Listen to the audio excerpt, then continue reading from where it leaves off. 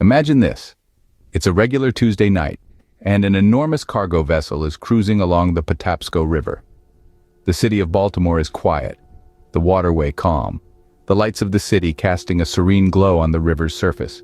Now, looming ahead, the Francis Scott Key Bridge stretches across the river, a towering structure of steel and concrete. This isn't just any bridge, it spans over 57,000 feet, a vital artery in Baltimore's infrastructure, connecting lives, businesses, and stories. But tonight, something is amiss. The cargo vessel, a titan of the seas, is struggling. It's not sailing as smoothly as it should. The vessel's propulsion system is faltering. The powerful engines that should be propelling it forward are instead stuttering, causing the vessel to veer off course. The crew on board scramble, trying to regain control of the behemoth. But it's not working. The ship is still heading for the bridge. The Francis Scott Key Bridge, a marvel of engineering, stands tall and seemingly invincible against the night sky. It has weathered storms and decades of traffic. But tonight, it faces an unprecedented threat. The vessel, now a runaway freight train on water, is closing in. Despite the late hour, the bridge is not entirely deserted. Construction workers, the unsung heroes of our infrastructure, are present, toiling away to ensure the bridge remains safe and operational. Then at about 1:30 a.m., the unthinkable happens. With a thunderous crash, the cargo ship slams into a support column of the sprawling bridge. The impact, a chilling symphony of splintering concrete and twisted metal, sets in motion a catastrophic sequence. A massive section of the Francis Scott Key Bridge, once a testament to human engineering, buckles under the crushing force, cascading into the murky depths of the Patapsco River below. The once busy bridge is now eerily silent, its usual hum of traffic replaced by a chilling echo of disaster. The night is pierced by the urgent wails of sirens as emergency services rush to the scene, their headlights cutting through the thick fog of dust and debris. The rescue efforts commence almost instantly, a ballet of precision and urgency against the backdrop of chaos. First responders, their faces etched with determination, navigate the treacherous rubble, their every move a delicate dance between hope and despair. Their mission: to find the missing construction workers, 6 souls swallowed by the abrupt collapse. As the night gives way to the early rays of dawn, a glimmer of hope emerges from the wreckage. 2 of the missing workers are pulled from the debris, battered but alive. The news is a small beacon of light in an otherwise dark night. Yet, the joy is short-lived, for the grim reality sets in. 4 workers remain unaccounted for. The river, once a serene passage through central Baltimore, now bears the scars of the disaster. Strewn across its surface are fragments of the bridge, a sobering reminder of the suddenness of the collapse. Divers plunge into the icy water, their flashlights piercing the dark depths in search of the missing workers. As dawn breaks, the true scale of the tragedy begins to unfold. The bridge, once a bustling artery of commerce and daily commute, now lies in ruin. The city holds its breath, waiting, hoping, as the relentless search for the missing workers continues. The day is just beginning, and the full magnitude of the catastrophe is yet to be fully understood. With the sun's first rays, the city of Baltimore wakes up to a sight of horror. The once majestic Francis Scott Key Bridge, a lifeline for many, now lies in ruins, a testament to a catastrophe that unfolded just hours before. As the day unfolds, the city grapples with the aftermath of this calamity. Rescue operations are in full swing as brave responders navigate through the wreckage, pulling out survivors and hoping against hope to find more.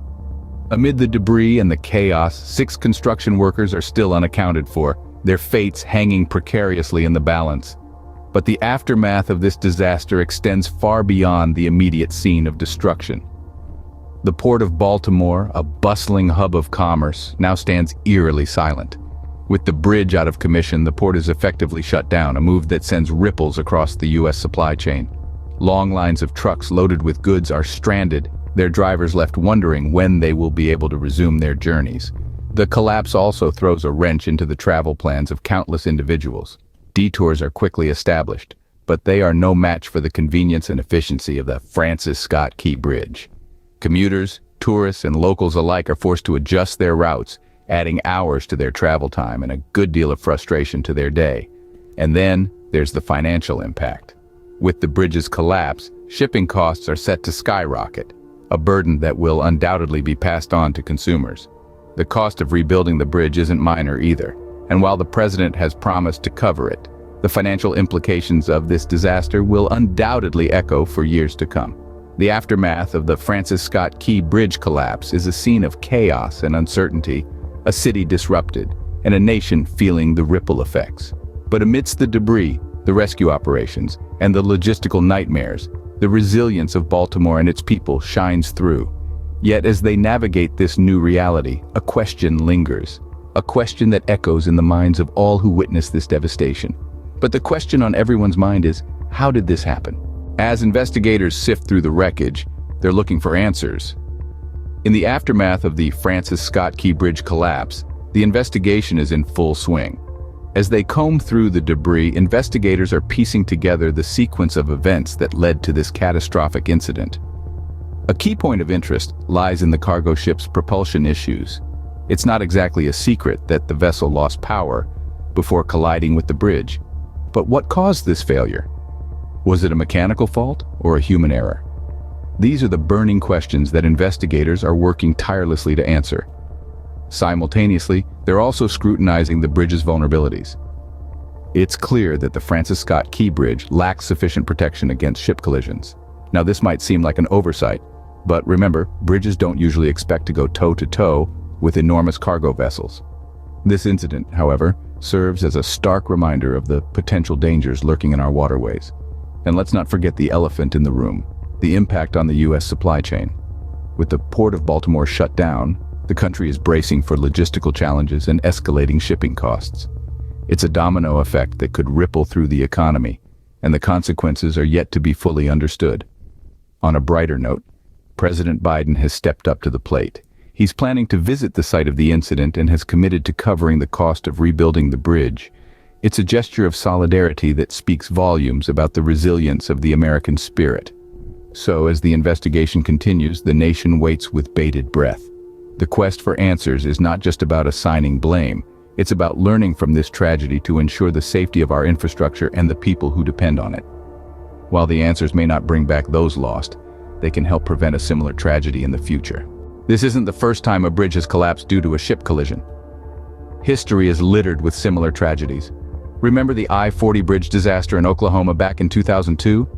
A tugboat slammed into a bridge support, causing a large section to collapse and claim 14 lives. And let's not forget the Sunshine Skyway Bridge catastrophe in Florida during the early 80s, where 35 souls were lost to the depths of Tampa Bay. These incidents are not confined to the United States.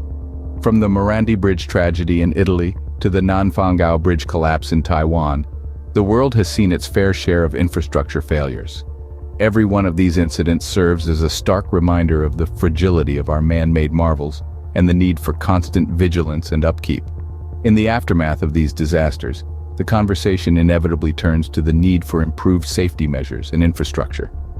We've seen the discussions, the promises, the plans. Yet the echoes of these fallen structures continue to reverberate, reminding us of the work that remains. It is crucial that we don't just build and forget, but rather continuously monitor, update, and protect. Our bridges are not just pathways for commerce and travel. They are lifelines for communities, for cities, for nations. They bear the weight of our hopes, our dreams, our everyday lives. And when they fall, we feel it, not just in the immediate vicinity, but across the globe. It's an echo that reverberates, a ripple that spreads, a reminder of our shared vulnerability and our collective responsibility. As we mourn the loss, we also need to learn from it. Because the bigger picture is clear, we need to do better for the sake of our future, for the sake of those who depend on these connections every day. As the city of Baltimore tries to recover from this tragedy, we're reminded of the fragility of our man-made structures. An enormous cargo vessel's unfortunate encounter with the Francis Scott Key Bridge has unfolded a cascade of events, from the presumed loss of 6 construction workers to the impending logistical challenges and the ripple effects on the nation's supply chain. Yet, amid the rubble, the resilience of Baltimore's community shines through, just as it has in the face of past adversities. Thank you for watching. Don't miss out on the other intriguing videos popping up on your screen now. If you found this video informative, do like, share, comment, and subscribe to the channel.